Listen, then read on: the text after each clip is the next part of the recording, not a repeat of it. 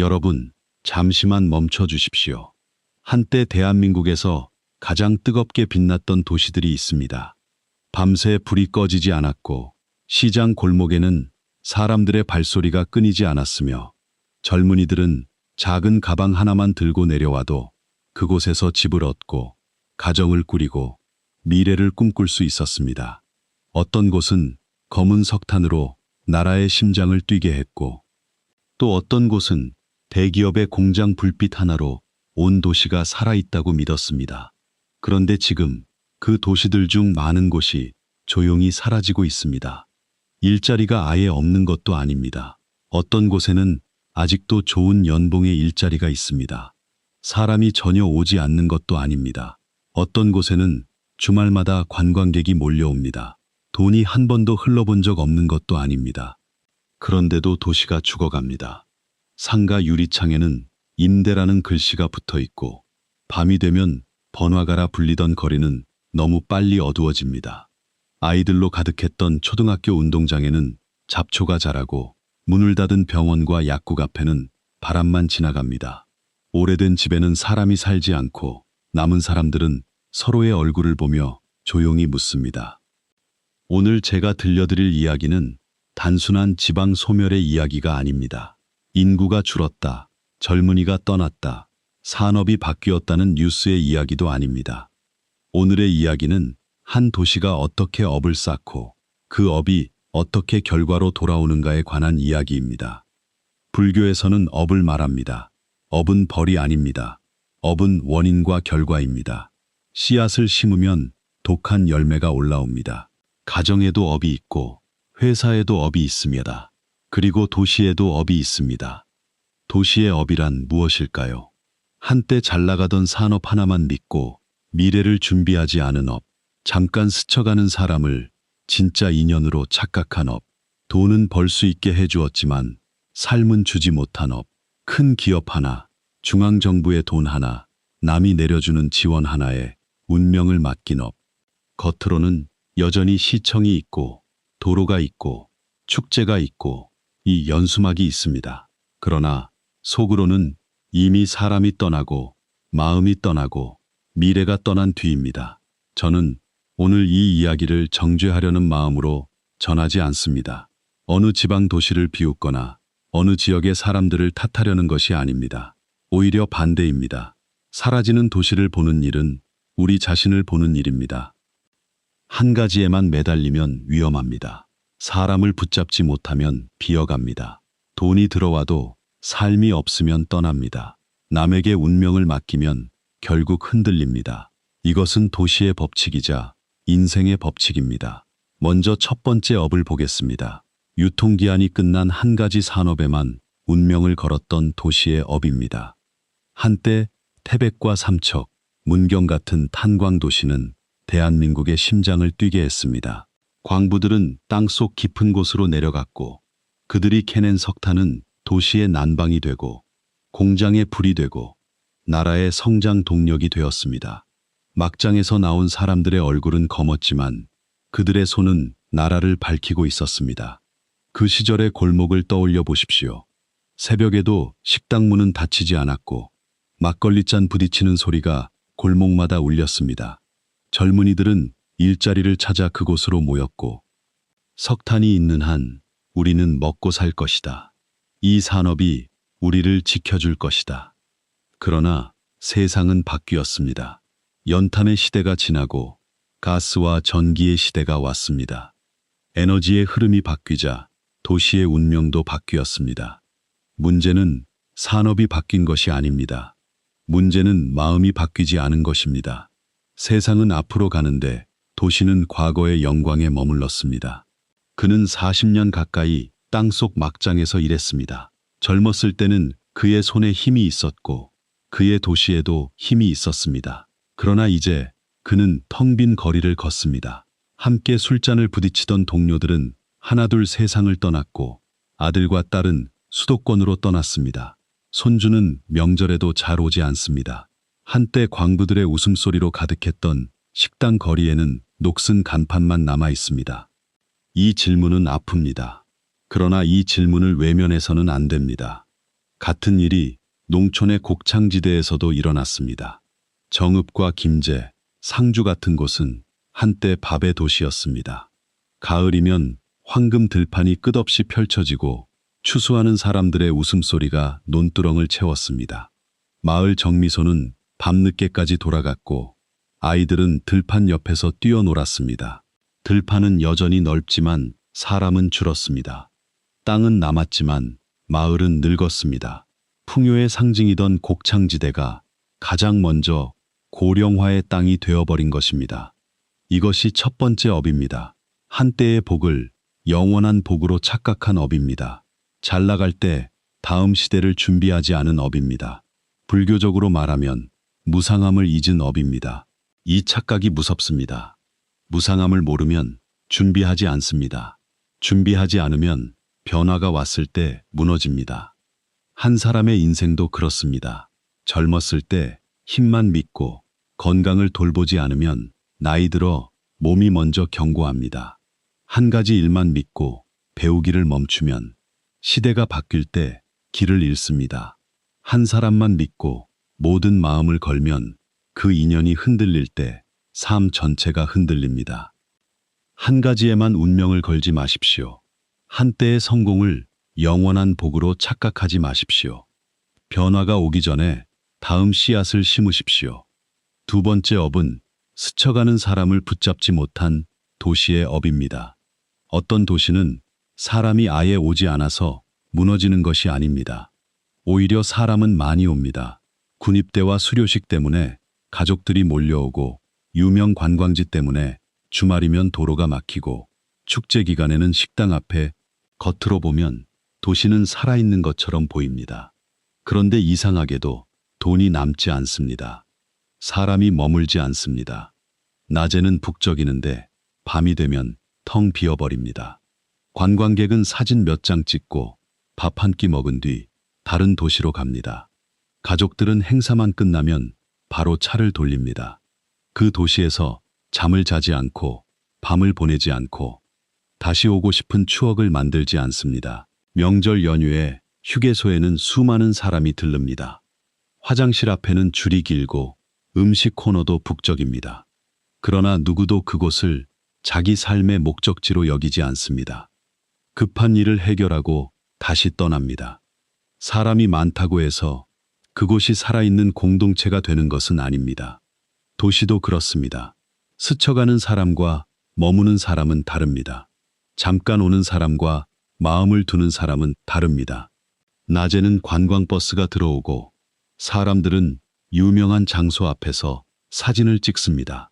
식당에서 한 끼를 먹고 기념품 가게를 잠깐 둘러봅니다. 그러나 해가 지면 모두 떠납니다. 왜일까요? 머물 이유가 없기 때문입니다. 밤에 걷고 싶은 거리도 부족하고 다시 오고 싶은 숙소도 부족하고 지역 사람과 연결되는 경험도 부족합니다. 진짜 인연은 머무름에서 생깁니다. 누군가 내 곁에 머물고 내가 누군가의 이야기를 듣고 서로의 마음에 흔적을 남길 때 인연이 됩니다. 도시도 사람과 인연을 맺어야 합니다. 단지 관광객의 발만 붙잡는 것이 아니라 마음을 붙잡아야 합니다.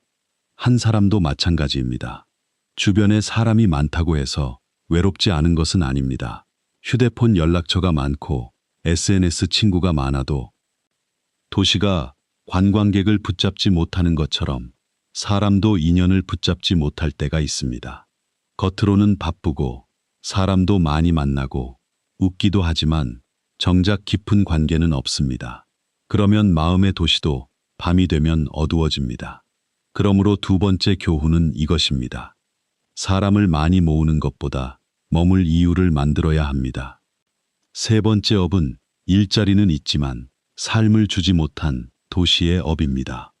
어떤 도시는 대기업 공장을 품고 있습니다. 좋은 연봉의 일자리도 있고 산업단지도 있고 외부에서 보면 부러워 보입니다. 사람들은 말합니다. 저 정도 일자리가 있으면 도시는 살아야 하는 것 아닌가. 돈을 잘 벌면 사람들이 당연히 정착하지 않겠는가. 그러나 현실은 더 복잡합니다. 사람은 집에서 살고 아이를 키우고 병원에 가고 친구를 만나고 주말을 보내고 문화와 교육 속에서 살아갑니다.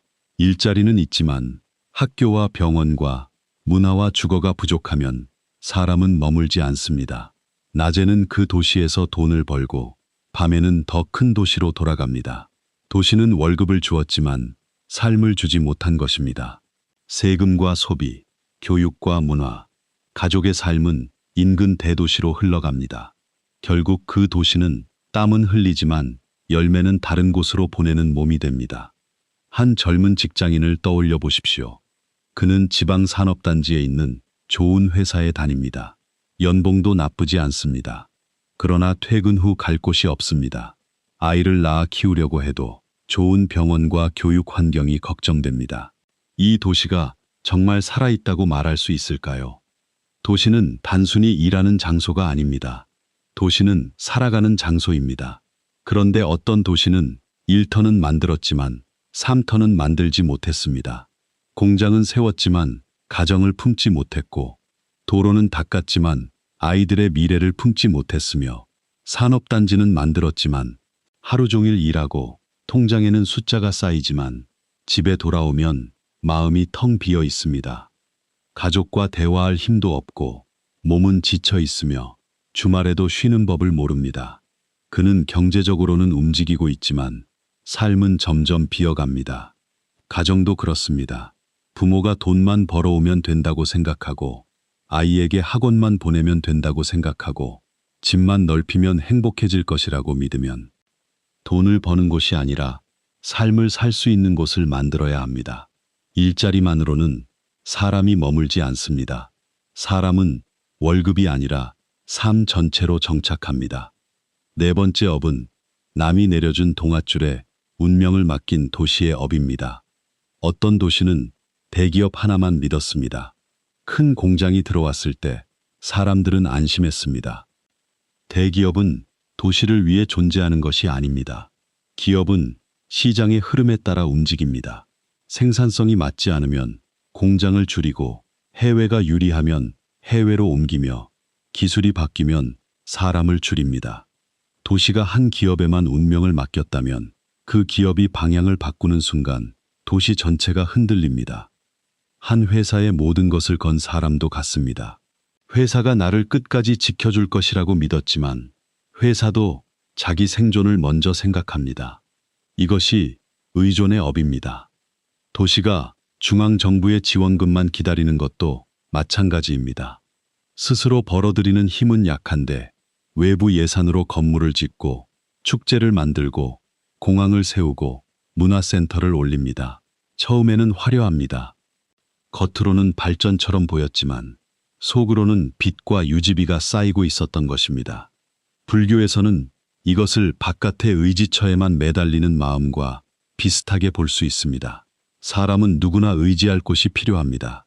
그러나 의지가 지나쳐 의존이 되면 스스로의 힘을 잃습니다. 스스로 걸을 수 있어야 도움도 제대로 받을 수 있습니다. 스스로 방향을 알아야 지원도 살아납니다. 도시도 마찬가지입니다. 문제는 그것이 유일한 답이라고 믿는 마음입니다.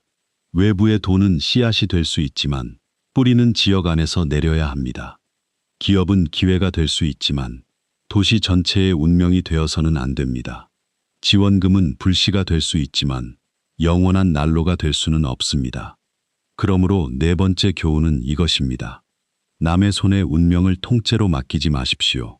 외부의 도움은 필요하지만 내부의 힘이 없으면 오래가지 못합니다. 이제 우리는 이 네 가지 업을 다시 보아야 합니다. 첫째, 유통기한이 끝난 한 가지 산업에만 매달린 업. 둘째, 사람은 오지만 머물게 하지 못한 업. 셋째, 일자리는 있지만 삶을 주지 못한 업. 넷째, 남이 내려준 기업과 세금에 운명을 맡긴 업. 이 네 가지는 지방도시만의 병이 아닙니다.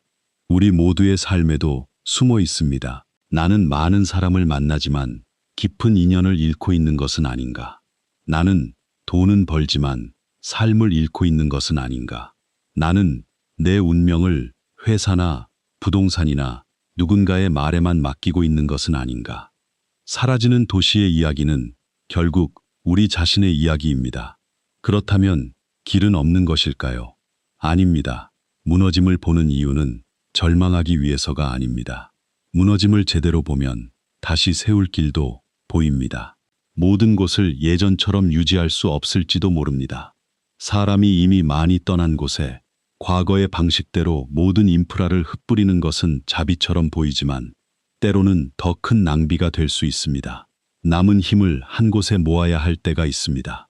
행정, 의료, 교육, 상업, 문화가 너무 멀리 흩어져 있으면 사람은 더 빨리 지칩니다. 걸어서 닿을 수 있고 버스로 연결되고 병원과 시장과 학교와 문화가 가까운 압축된 도시가 필요합니다. 수행자는 마음을 한 곳에 모읍니다. 도시도 마찬가지입니다. 흩어진 힘을 모아야 합니다. 무작정 넓히는 것이 아니라 살아남을 중심을 만들어야 합니다. 두 번째 길은 생활 인구를 붙잡는 것입니다. 이제 주민등록상 인구만 바라보는 시대는 지나가고 있습니다. 꼭 그곳에 살지 않더라도 자주 찾아오고 머물고 소비하고 관계를 맺는 사람이 도시의 새로운 힘이 될 수 있습니다.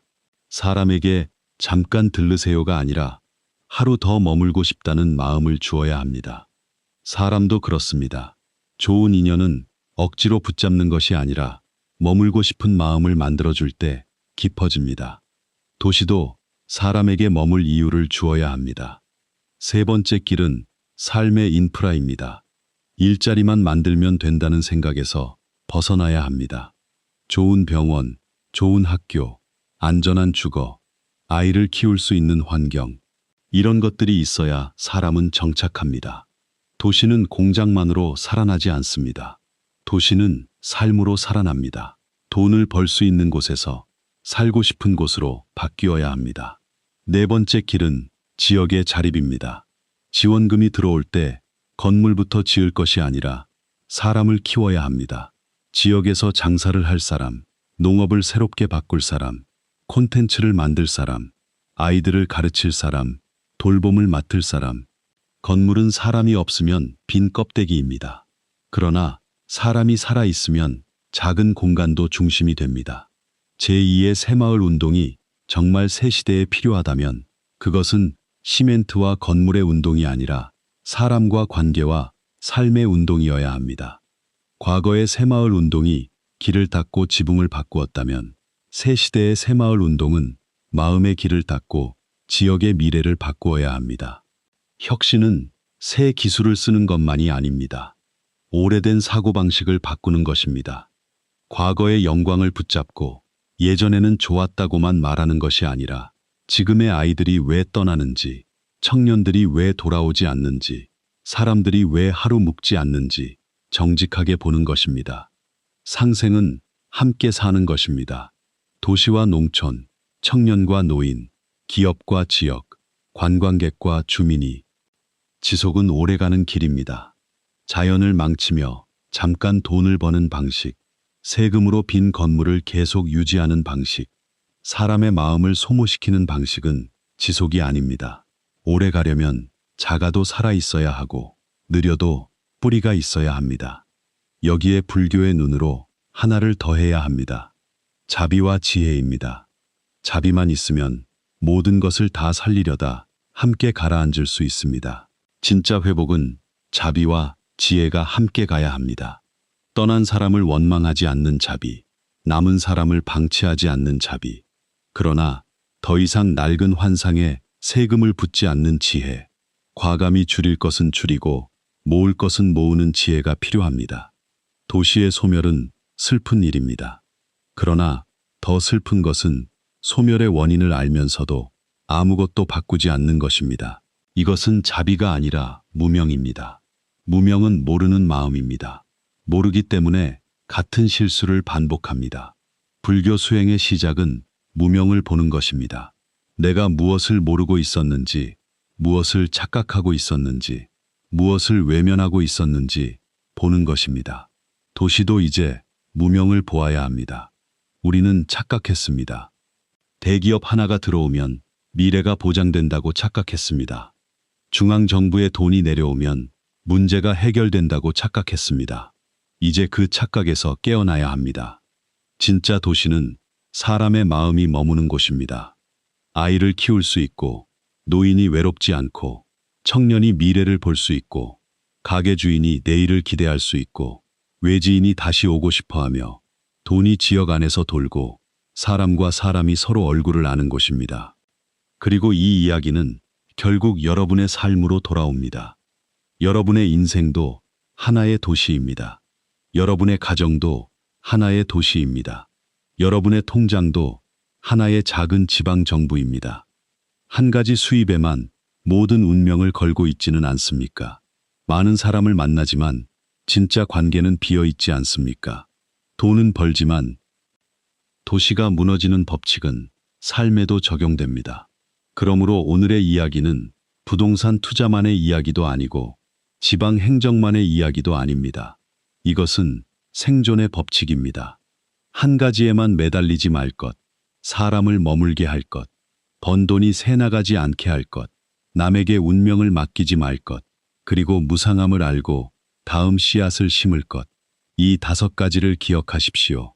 그러나 무너짐이 반드시 끝은 아닙니다. 무너짐은 때로 새로운 배치의 시작입니다. 오래된 것을 붙잡고 있으면 고통이 되지만 바르게 놓아주면 새로운 공간이 생깁니다.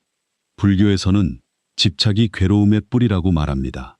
도시도 과거의 영광에 집착하면 괴로움이 커집니다. 우리는 예전에 잘 나갔다는 말만 반복하면 현재를 볼 수 없습니다.